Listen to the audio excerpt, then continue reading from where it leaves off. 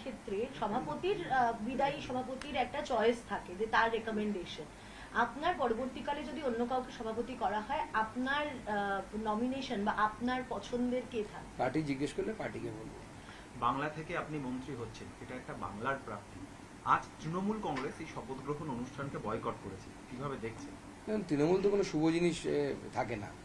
ভাঙচুর করতে দিন, শ্লীলতাহানি করতে দিন, মারপিট করতে দিন, বিরোধীদেরকে পেটাতে বলুন, ঘর বুলডোজার দিয়ে তুলে দিতে বলুন, সবার আগে তৃণমূল কংগ্রেসকে পাবেন। গত কয়েকদিন আগে আমার গাড়িতে লাঠিটাঠি দিয়ে বাড়িও মেরেছে।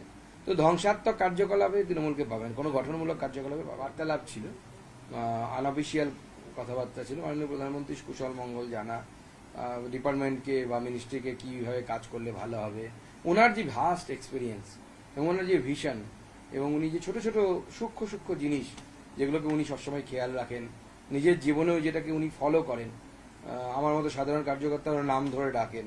এই যে একটা বিরাট বড় ব্যাপার, মানে একজন প্রধানমন্ত্রী হয়েও এত কিছু করেন, যেটা সাধারণত দেখা যায় যিনি প্রধানমন্ত্রী হন তিনি অ্যাডমিনিস্ট্রেটিভ ব্যাপারটার দিকে বেশি মন দেন, সাংগঠনিক বিষয়ে মন দেন না। কিন্তু যেহেতু মূলত মাননীয় প্রধানমন্ত্রী নরেন্দ্র মোদীজি একজন সংগঠনের লোক, স্বাভাবিকভাবেই খুঁটিনাটি বিষয়ে তার বক্তব্যে থাকে।